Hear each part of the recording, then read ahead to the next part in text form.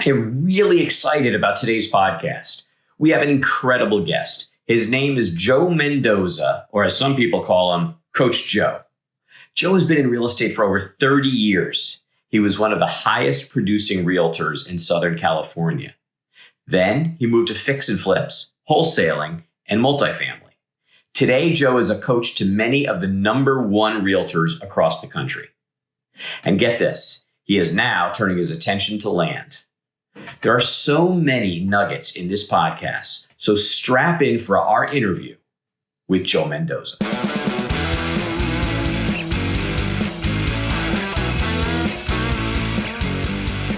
Welcome to the Land.MBA podcast, where we go deep into the business of land investing. Hello, everybody. This is Howard Zonder with Land.MBA with my co-host, David Van Steenkist, who's looking very, very clean cut today. In fact, I think I need my sunglasses right now, Dave. It looks like you might have just had a fresh shave on the head. I'm not sure. We are very, very pleased to welcome Joe Mendoza to the podcast today. Joe is a 30-year veteran of real estate, everything from investing to syndicates to being a broker, to being a coach to brokers. He's done it all out there in sunny and beautiful San Diego. Joe, thank you so much for taking time to be on our show today. It's great to have you. Honored to be here, guys. Thank you so much for having me. So Joe, just to get the ball rolling, I mean, you've got so much experience, but give us perhaps a short version of your story, how you got into real estate, and then it sounds like once you got in, it was just, a steady roll and expanding all aspects of it. But just tell us your story and help us understand where you're coming from. Okay, absolutely. So I actually started exploring real estate in high school. I was a senior in high school, and one of my uncles shared, "Hey, Joe, are you doing anything this weekend? I have a couple of tickets to this real estate seminar," and it happened to be Robert Allen. I went to this live event. I was 17 years old, and I got jazzed. I got so fired up, and I didn't know where to go. I mean, I was broke, living at home, mom and dad, and so I thought, you know what? Let's go to college and take some college level real estate classes. And so I took all the basics to potentially get your license. I took practice, principles, and appraisal, and I was set up to get my license. Unfortunately, what I didn't know was what was probably the greatest opportunity, my first one. The market was crashing in the real estate market. And so I backed off. I go, you know what? I'm going to put this in the back burner. I'm going to go to San Diego State. I got accepted there and kind of went through, getting my degree. When I got out, I tried stock brokerage. I did that for a while, lots of cold calling. Then the dot-com bust happened, the business model changed. I couldn't find a job. I ended up as a bill collector, believe it or not. But that was kind of a blessing in disguise as well, because again, I was cold calling and learning how to talk to people. 4 years into that, I got burnt out and I started like, hey, let's revisit this real estate thing. And so I was very fortunate that somebody was somebody in that game in the brokerage side. He was 100 unit per, all the accolades, and he was my mentor. And he taught me very quickly how to be successful as a real estate agent. I became one of the best. In fact, top of my game, I was number 7 in all Southern California. Out of 4,000 agents, Wall Street Journal, all the accolades. 2005, I sold 113 homes, made over $1 million. During that journey, I started dabbling in multiple different strategies, some syndications, some fix and flips, some buy and holds. And I caught it right. I got really, really fortunate and lucky because at the time, there was properties that I would buy. And by the time I would throw it on the MLS, close it, I mean, one particular property pretty close to the background, if you're watching, I threw it on the MLS. I bought it for $450. I didn't move in it. The moment I got my keys, I threw it on the MLS, got a buyer. I sold it for $650,000, made $200,000. Wow. Didn't even rehab it. Didn't even rehab it. Wow. That's crazy. That was crazy. It was really, really crazy. That was one of many guys that I made lots of money during that run from, I would say, 1998 till about 2006. 2007, I got a really big slice of humble pie. so Like I a lot of survived though. people. Yeah, Like a lot of people. absolutely. So 2006, 2007, 2009, it was an interesting time in the market. I had to make a lot of changes and help a lot of my clients out with short sales because they started hitting the eject button. Story short, I survived that storm as well. And one thing I should have paid more attention to was during that time I was an agent.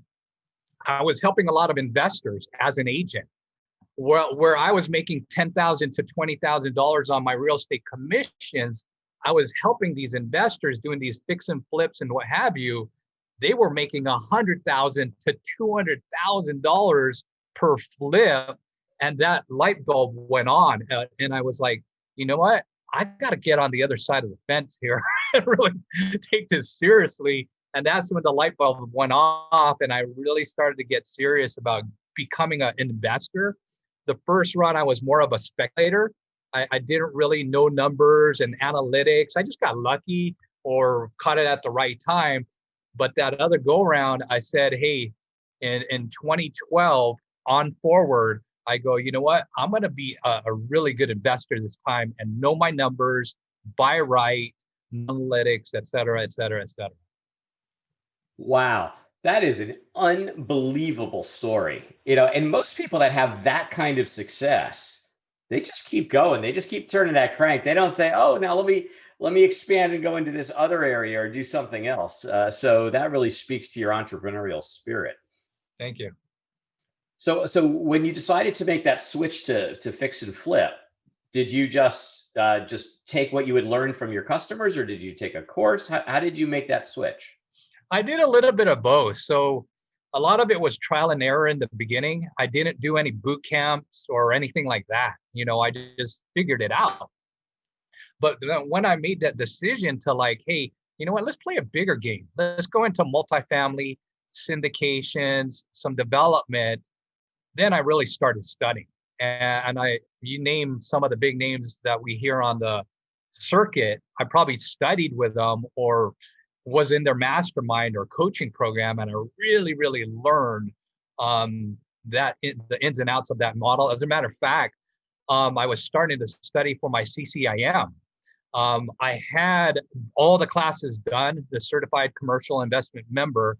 Unfortunately, at the time when I was applying for my designation, they denied me because a lot of my stuff was residential. And then they changed the rules later to like, hey, you could include residential analytics towards your designation and the test, et cetera. But at that point, it was too late. I didn't want to revisit it. And, it was just, that's another story. Hey folks, my name is David Van Steenkist, and I've been a real estate investor for over 10 years. I've used lots of different tools, but none of them has done for my business what LandSpeed does. LandSpeed covers every step in the land investing process, from ordering mailing lists to marketing, sales, and closing the deal. What I really like, though, is it anticipates my needs. When I think, oh, I wish I had a quick and easy way to evaluate return on investment on a potential property, look no further, LandSpeed does it. If I want to edit a deed after LandSpeed creates it, it can do that too. Most systems just stick you with a PDF that's uneditable, and you got to go back into the system and edit the fields and do whatever you need to do, and it's a real pain in the rear end. LandSpeed simplifies it. If I want to send 1 or 5 or even 40 neighbor letters at the click of a button, bam, LandSpeed does it. But even with all that inherent capability, you get access to LandSpeed Community, you get weekly mastermind calls, and you get the best mailing rates in the business with no volume commitment, which is freaking awesome. Because if I just want to pop one contract to somebody, I don't have to pay $1.50. I still pay the bargain basement rate. And on top of that, customer service is stellar, quick, and they just do a great job. I've been very, very happy, very pleased with it.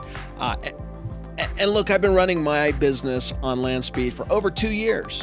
So take it from me. If you're serious about your land business, then check out LandSpeed at facebook.com/landbizautomation. That's land, B-I-Z automation. And if you want $100 off, tell them you heard it from me, David Van Steenkist, on the Land.MBA podcast. Interesting. And so the two directions I want to go through. We don't have to take them one at a time. So you've done that. You've done the fix and flips. Now you've done some wholesaling, and now I guess maybe the first thing we should cover is coaching, because now you've kind of moved into coaching other real estate brokers on how to be successful. And while you were at the top of your field, now you're actually coaching people who are at the very top in their respective states. So these aren't people who are, just say, I'd like to be a realtor. Can I get a coach? These are people who are already at the top of their game, and they're coming to you and saying, hey, Joe, I need some coaching here. Can you help me out? So how did you get into that? And what is why is it that at their level of success, they're willing to drop Bitcoin to hire you as a coach? Great question. So let me address the first one. How did I get into it? In 2004, I was selling about 50 homes a year, making about $500,000. And I ran into one of my mentors, one of my good friends, Tom Ferry. And I asked him, hey, Tom, I'd like you to coach me because I want to make $1 million and I want to sell over 100 homes. And sure enough, in 2004, 2005, I was on my path. He goes, Joe, you got this. Would you like to be a coach for me? And so that's how it started. After being mentored from Tom personally, he asked me, and I was honored. And ever since, I've been a coach for Tom. And I've been doing it because it's something that I'm purely passionate about. I love it. I've built great in businesses myself. So people look at me for that kind of expertise. I'm not afraid to call them out. And so where I come in as a great coach is a bit of consulting, a bit of coaching. The consulting is basically tell me what I need to hear because I don't got time to mess around. The coaching is I usually use a Socratic method where I want to listen to them and they need to listen to me. And I'm going to ask them questions. I already know the answer, but I want them to think it through so it'll stick.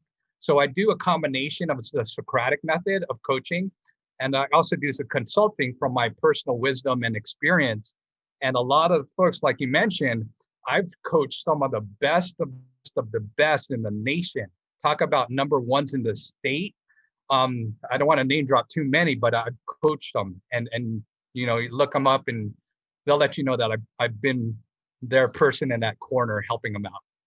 Well, just for the sake of the audience who's listening to this, so Joe and I were going through the list, and he would say, "Oh yeah, that guy's the number one realtor," and I'm going to mess this up, but it's essentially right. The number one realtor in North Carolina, and this person, yeah, he's the number one realtor in Indiana. So we're not talking about run of the mill average realtors. We're talking people who are very, very much at the top of their game, and it's interesting to me that it's usually the people who are at the top that understand that they constantly need to get better, to get sharper, to learn new ways.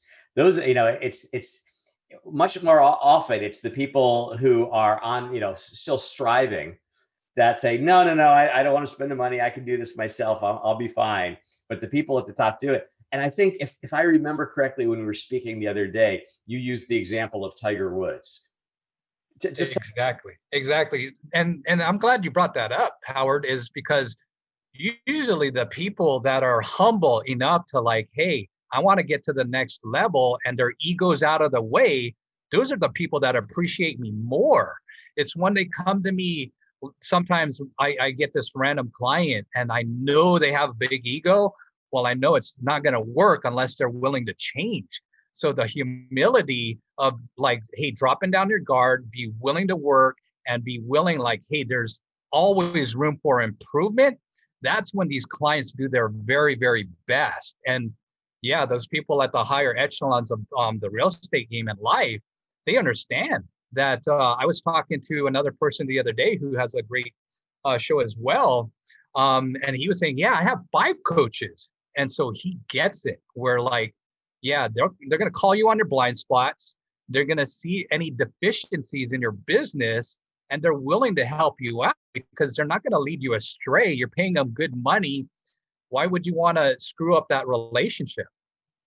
Right, right. Interesting. We find sometimes, or I find, because I've been coaching for probably about 2 years within this field. Obviously, in other parts of my career, I coached in different ways and times. But in this field, I find that there are a couple of different kind of people. There are some people who are really ambitious and they have strong desire, and they come ready to go, and they've got questions, and they say, this is what I want to work on. And it makes it a little bit easier because they're so self-directed. Other people come in and they're like, yeah, I want the big pie at the end of the road there. What should I do? And so you've got to kind of figure out the path for them, and say, all right, let's start with step one. Let's work on this, and then the next session we'll work on step two. Is it like that with you, or you find that most of your students are, they just come ready knowing what they want? Well, it kind of goes like this. Like, I don't know if you've ever heard this, when the student is ready, the teacher will appear. Yeah. And sometimes, whether it's the land business, the brokerage business, the multifamily business, what I know is when people lack the clarity, there's bumps on the road, and it's a slower start. When they have clarity on what they really want, they succeed much faster. And so most people that get into coaching, they want coaching, they need coaching, but they're unclear on the end game. They're not sure. They're not sure on the ins and outs. And what I say to them all the time is, hey, know your why versus the how. Because when you know your why, the how will figure its way. And so we concentrate very heavily on the why. And an easy acronym for that one, because people are motivated by 2 things, usually pain or pleasure. And I broke it down to like, okay, if you don't want the carrot on the stick, what hurts you? WHY, what hurts you? Yeah. Are you afraid of going broke? Are you afraid of being homeless? And then that's probably enough motivation. Hey, look at your bank account, every day. And then that's what's going to really start to trigger someone like the things that they need to do. And sometimes I say, hey, just keep it simple. The more you talk to people, the luckier you're going to get. Don't rely 100% on social media or these soft touches. You got to go belly to belly and flesh to flesh, because some people, unfortunately, with the way things are going now with social media and YouTube and all that, some people are unfortunately hiding behind that. And it's like, come on, guys, eventually you're going to have to talk to somebody. So also learn the scripts, the ins and outs on dealing with people, learning personalities, learning the DISC profile. We talked about the Myers-Briggs the other day, Howard. I mean, that's massive to succeeding in any business. Yeah, very much so. I love the pain or pleasure. That's very much Tony Robbins teaches a lot of that, where if it isn't the pleasure, then what's the pain, and how he relates that to procrastination and what else. You're just delaying the pain when you're procrastinating. That's good stuff. I have a question for you along those lines with people trying to figure stuff out, right? They know they want to go into real estate. They want to know that they want to be an agent or whatever, but maybe they lack that direction. So part of coaching can be helping to figure that out. And then as you nurture them to that point, then you build that plan and really get them rocking. So what in today's market where we're at today, kind of in my view, a false sort of safe point. Right now, people are going crazy trying to buy. We're at all-time record low inventories nationally, and you've got some pent-up demand. Some people who still have jobs, and they're just, it's nuts out there with some of the prices and whatnot. I think some of these people are going to get burned a year from now. maybe you got a different take on that. But we know when some of the stimulus starts to run out and a lot of these small businesses that are being propped up are not going to come back, we're going to have a dip and another unemployment surge, or some jobs that just aren't going to come back, And so we already were having rising delinquencies before COVID started. So we're going to have delinquencies and short sales and things like that, which is going to, it's going to be hard for some people. It's going to create a lot of opportunity for investors and realtors if they play their cards right. What would be your recommendation? I just have a couple of friends who are actually studying for their real estate license now here in Colorado. And what would be your recommendation as a business plan or a focus? Maybe niche down on short sales, learn those real well. What would be your recommendation for somebody just starting out as a realtor now? Great question, David. So I would always say number one is database, because they already know you, they like you, they trust you, right? You're a slam dunk to them. They're just wondering if they do business with you. So focus on your database. And the other low-hanging fruit are expired, cancels, for sale by owners. Those are another low-hanging fruit. Another one, which ties into the market, I would say, is, guys, absentees, divorces, short sales, notice of defaults, notice of sales, because common sense will tell you if you're a business owner, you can't pay your lease, right? Somebody's going to have to pay that mortgage to the bank. And so it's a domino effect. Okay. The business owner is starting to suffer. Well, they're going to take it at home. Husband, wife, spouse, right? They're going to start engaging in a bad way. Number one reason for divorce is finances. So now we're starting to see this rippling effect of what's going to happen. And I agree with you, David. The shortage of supply is what's stimulating the economy. The interest rates are stimulating the economy. The PPP money is stimulating the economy. The SBA, the unemployment, you have this fake economy right now. However, if you listen to other folks like Ray Dalio and Sam Zell and all these other people who's been around the block a few times, they're saying the opposite. Be careful, guys, because we've got some shadow inventory. What's probably going to get hit the hardest and what we're going to see first is commercial real estate instead of the reverse, residential, because the lending guidelines changed the game, right? Builders didn't overbuild this time. So right now, depends which side of the camp you want to play, guys. You got to really, really pay attention as an agent. You know what? Don't listen to the crabs in the bucket. Stay focused. Stay around people that are very, very successful. You're going to do okay. I did okay for the last almost 30 years. You're going to be okay. Don't listen to the naysayers, the crabs in the bucket, these negative Nellies. Stay focused. You're going to be all right. Is it just me, or is it getting harder and harder to count on a job for our financial security? Who would have ever believed that we would go from the lowest unemployment in 50 years to 40 million people unemployed? Whether you have a great job and want to create a second income, or you're recently unemployed, you need to check out land.mba, your one-stop shop for land investors. Investing in vacant land is a proven business model that can help you build a reliable and scalable second income. Imagine a business where you love what you do. There's no limit on how much money you can make. You can operate your business from anywhere in the world with an internet connection. And best of all, you can never be fired or downsized.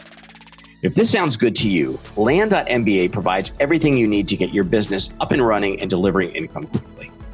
You get education, an end-to-end video course and optional coaching to help you get started faster and turn your energy into income.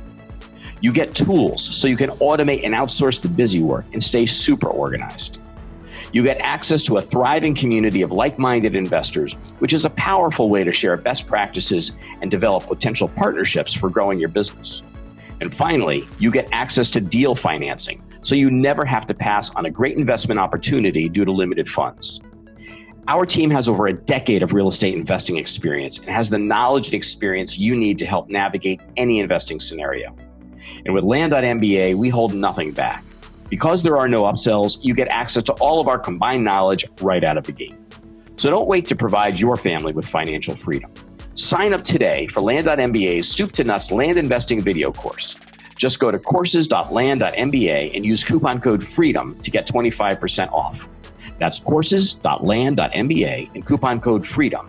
And let us help you say goodbye to your JOB and hello to financial freedom.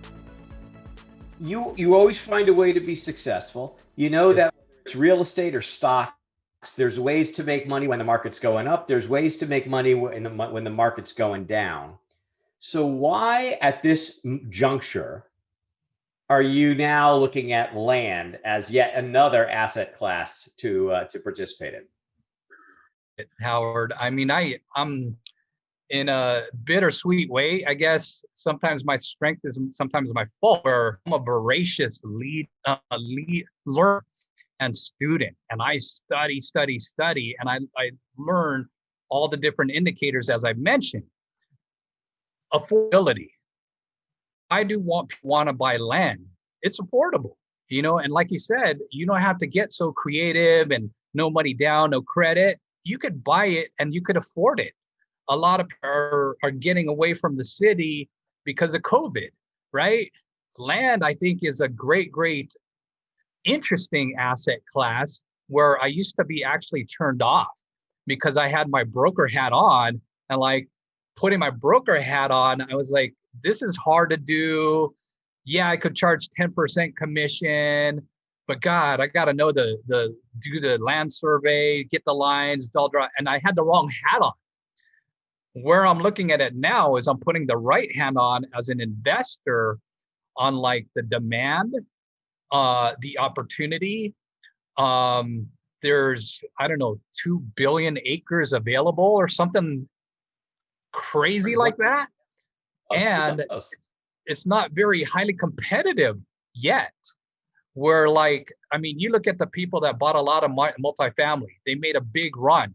Well, guess what? What happened when this moratorium hit? What happened? You can't collect rents. Well, if you didn't do your due diligence or you overpaid, I bet you're in trouble. And so land, I think before the recording, we were talking about like, hey, you come in with 30% down, all cash. So you're not highly leveraged. So I think land, I mean, has all the fundamentals of a pretty darn good investment right now, and maybe for the long haul. I'm still new, so I don't want to sound like a total expert yet, but that's what I'm gathering.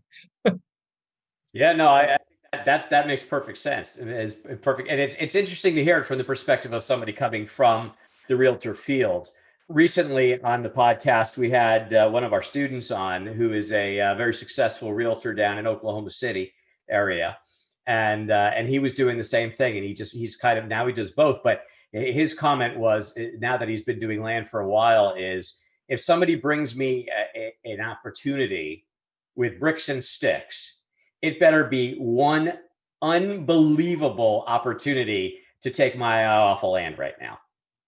Yeah, he's killing it. And he had a, I personally believe that the land flipping business, the way we do it and the way we teach it, is a great opportunity for additional streams of income for realtors, especially ones that already have their team in place, because it's just something that you can pick up very quickly and start making additional streams of money right away. He started and just instantly started making money because he had a few land deals that just kind of fell in his lap before he knew what he was doing. And he made really good money on them. And he's like, I don't even know what I'm doing. And I turn these land deals. So maybe I need to get some coaching and, call us up. And we just, really just kind of tweaked because he was already very knowledgeable, taught him our basic principles. And, he's killing it. Nice. Yeah, that's good to hear. And another thing that I'm glad you brought that up, David, is the attractor factor is the financing. Because when you could get 100% returns, that sure beats a 7 cap. so you look at the returns, it's like, okay, guys, it's simple math. Do you like 7 or do you like 100? And And actually, when I only get 100% return on land, I'm disappointed. Nice. Yeah, totally. Nice. But now let's put a caveat in that though.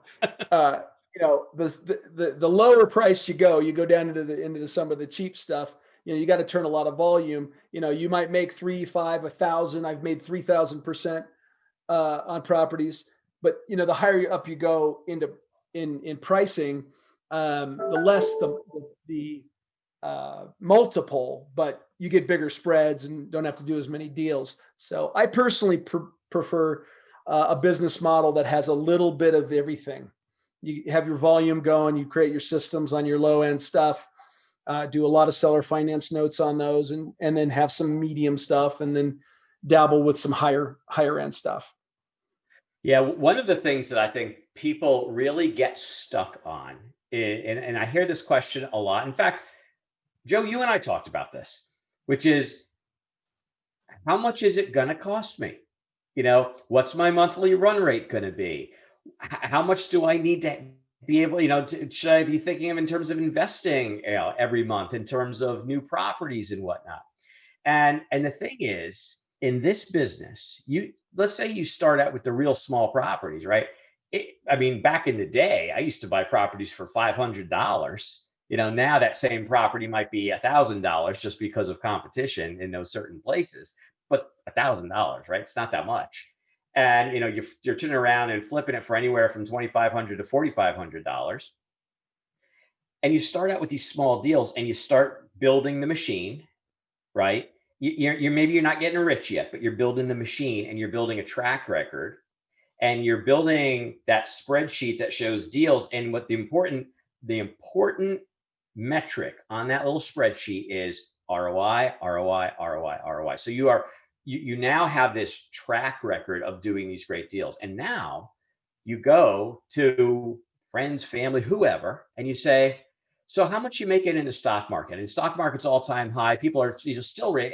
It's like the thing that just won't die. Everybody's waiting for it to crash. It's not crashing. But even with it now, what are you making? 7%, 8%, per annum per year on average. Whatever the investment is, right? How would you like to make 9% or 12%? And you just basically get debt financing, use other people's money, and then you start dabbling into the higher level properties. And all of a sudden, you can play a much bigger game because you don't have to use your own money. Yeah. Exciting. Very exciting. And, there's a lot of people now realizing that are on the passive side that don't want to, actually run the day-to-day business, and they've got capital that they want to deploy. And so now you have a lot of people doing private lending here to, guys like me and guys like Howard and other people. Because even if we have our own money, you can't use your own, keep using your own money. Eventually you run out. And they can still make, 30 to 50% returns. No brainer. Yeah. Yeah. Awesome. What were we talking about a moment ago, Dave? You were talking about it, and it was oh shoot, I had it right there. It was going to be really good. And your moment. We were talking about carrots and sticks. We were talking about. Okay. So we'll get this book into the show notes. But there is a professor. I think he's gone to different universities, but I think he's at Duke right now. Dan Ariely. And he wrote a book. He wrote a bunch of books. One of them is called Predictably Irrational. He's basically a behavioral economist. And so the difference between an economist and a behavioral economist is that the economist talks about rational man. So rational man looks at project A and project B, and project B will give a better return than project A. So naturally, they're going to invest in project B. The behavioral economist doesn't make any assumptions. He just runs experiments and says, what happens in the real world? And it turns out that people are really irrational. And so he had a friend who was trying to get his PhD. He had done everything, and all he needed was to finish his dissertation, and he just couldn't get motivated to do his dissertation. So he came to Dan Ariely and said, please help me. I just can't do it. I just can't find the motivation to write my dissertation. And the difference was he was an adjunct professor. The moment he finished his dissertation, he becomes a full professor. He becomes tenured. They can't fire him. His salary goes way up. He gets all benefits, like pretty much for life. I mean, the upside of finishing this dissertation was amazing. He couldn't bring himself to do it. So Dan Ariely said, all right, here's what we're going to do. Every Friday at 5 p.m., you're going to come to my door and you're going to tell me that you wrote a chapter of your dissertation. And if you didn't write a chapter of your dissertation, you're going to give me $100 and I'm going to put it into a bucket over here.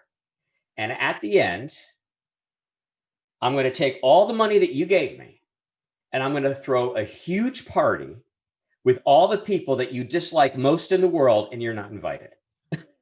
Nice. Every Friday, that guy showed up with a chapter. So for a lousy $100, he was motivated to do a chapter, but for all the upside of finishing his dissertation, he couldn't motivate himself. So, it's just really a funny thing how people think. Nice. Yeah, for sure. All right. So any final thoughts, Joey? Just a pearl of wisdom from all of your coaching, maybe some real a nugget or two from all of what you've done in real estate and the bit so far about land, some things that might be applicable to land investors that you've learned along the way. Yeah, I would say, the risk, what's the risk, guys? If you're looking at some of these different land acquisitions, $1,000, $3,000, put it on a credit card, right? And I mean that in a good way, because there's good debt, there's bad debt. Robert Kiyosaki says an asset is good debt. If you're using it to buy an asset that will eventually pay you, that's good debt. And guys, the risk is very, very low. If you're considering getting into real estate, one of the other reasons that I didn't share was I want my kids one day to really understand the investment of real estate. And of all the things that I looked at, the risk for land is super, super, super low, especially if you're buying it all cash, these plots of land for $1,000, $3,000, whatever. And you're going to learn something. And then you got something and take that action, because I know there's a lot of people that'll go to these boot camps that'll cost them $5,000, $15,000, $40,000. Well, with that kind of money, you could have bought several parcels of property of land. Yeah. So don't fool yourself by thinking like you got to know and study everything that's out there, every YouTube, every book, every boot camp. Take massive, massive action. You're going to make some mistakes. Land is a great way to mitigate risk and actually maybe have a big, big chance of being very successful. Yeah. Just to add to that, the principle is that in real estate, you either buy really well or you force appreciation by improvements, whether, in buildings and sticks and bricks, or in land if you develop it. Some people's model is to, they're going to buy it infill and they're going to pay retail for it, but they're going to improve it. That's extremely risky. Improving a house is risky. There's a lot of things you can miss. Buying in a competitive market in sticks and bricks where you're trying to force appreciation, even in multifamily, where you buy at an okay cap rate, you get a decent deal on it, and then your model is to get the occupancy up and raise rents. Then something like COVID happens, where with land, you're building in your safety net because you're buying at 15 to, let's say, 40 cents on the dollar. So at worst case, even on the high side, you're paying 40 cents on the dollar for it. Let's say you're having a hard time selling it. You can bail out and get your, break even, pretty easily. My one deal that I did a couple of years ago that I was, I had mailed to a guy on his Colorado properties. He had sold them. He called me and said, well, I've got this property in Northern California. And it was 120 acres, beautiful up in Modoc County.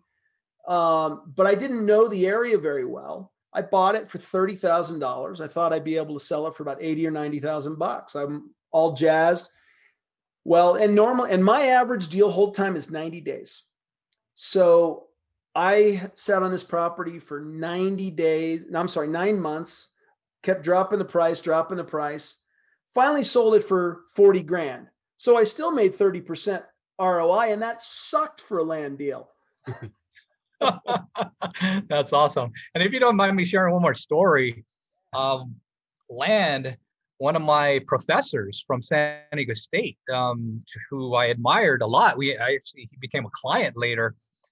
He shared this one story that his dad bought this one parcel of land here in San Marcos. He bought it for $10,000. 20 years later, unfortunately, his dad passed away. He ends up selling this land, not even 15,000 square feet. Guess how much? $250,000. $1 million. Wow. $1 million. He bought it for $10,000 and he land banked. He just sat on it. Yes. And it was at the right place, path of progress. And 20 years later, $1 million. And so guys, buy low, sell high. And that's a very different model, but that's a great model. If you got cash to park for a long time and you want to pick speculate on paths of progress, I see a lot of people that I buy from, have that same mindset that think, well, I bought it 40 years ago. It's got to be worth a lot more. Well, sorry, it's worth 3 times less than you paid. Because it's out in the middle of nowhere. It's nowhere near the path of progress, and it never will be. And you got taken. Sorry. Right. But you can take that same mentality and just flip it on its head and use that when you're selling property too. Because as the world looks like it's going into major chaos and financial markets could do whatever, and people are getting scared, and we may not feel that right now. I think we're in this false, as David said earlier, this false state of calm right now. But I think that there are some pretty clear canaries in the coal mine. I live in Fairfield County, Connecticut. There were a lot of hedge funds and a lot of hedge fund managers in Fairfield County, Connecticut. They closed down their hedge funds and they moved to Florida. That to me is a canary in the coal mine. And so for people who are nervous about where things are going, what are you going to do as a hedge on your investments? You're going to invest in things that always do well over time: precious metals, maybe some fine art, and real estate. And particularly, land is just something you may, and their attitude might be, I don't need to make a lot of money on the land. I just need to park my money into something that's not going to go down in value. I just need to. It's not about capital appreciation; it's about capital preservation. And so, depending upon what you have, you could stake out that market to sell to. And I think it's a phenomenal pitch. Sure. Yeah. And, and that's all stuff that's path of progress if you want to park it. You don't want to put it out in, some of these junk lots where people just use them for camping and. So, Joe, I know you've got to run. We only have you for a little while. For all of you folks that are listening, Joe is also a multiple published author in real estate. Joe, could you hold up one of your books for the YouTube audience? Sure. I just happen to have them right by me. Just by chance. So Flex with a Plex, it's on Amazon. And this talks about investing and starting small as well. This one, Make It a Comeback, is more on the mindset, because I know there's a lot of people that's, sometimes going through a lot of stuff. I did personally myself when I, during 2007, 2009. And I thought, that kind of ignited something to write this book during COVID. And I got it done kind of like a gift to the world, like, hey, listen to these tips. And, if you're furloughed, going through depression, this might help. I've put on a lot of tips in there. And my first book, I don't have it here, but I co-authored a long time ago with Wayne Dyer and Tony Robbins, Lou Ferrigno. It's A Search for Purpose, and it's also on Amazon. It's kind of a multiple author book where I wrote a chapter, and I'm almost done with my third. So just stay tuned. Thank you. Outstanding. Well, Joe, how can people get in touch with you, or just tell us about anything that you might want to share with the audience who may have potential interest in reaching out to you? Absolutely. So if you go to my website, get on my mail list, joemendoza.com, I share a lot of tips and nuggets and what have you. And if you want to reach out, I'd say one of my best ways to reach me is 877-794-5227, 877-794-5227. If you're in the San Diego area, California area, you want to talk about coaching or real estate or anything, like I said about the mindset, I'm huge on mindset. I've overcome a lot of adversities in my life. I'm happy to help. Very good. And we'll make sure that gets put in the show notes. Thank you. Joe, you are the man. This has been, people probably listen to this thing, oh, Joe and Howard, they go back years and years and years. I've known Joe for a week now, but it's been one of the best weeks I've had in 2020. So I'm so excited to have met you, to have welcomed you into our community. Thank you for taking the time to be on our show. And for all of you out there listening, have a fantastic week. Good luck with your investing. And we'll see you next time on the Land.MBA podcast. Thank you so much, guys.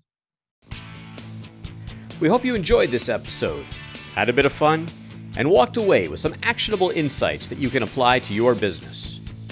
Dave and I have got some great content and interviews planned, so don't forget to rate and review, and of course subscribe to this podcast on iTunes, Google Play, Stitcher, or wherever you get your podcasts.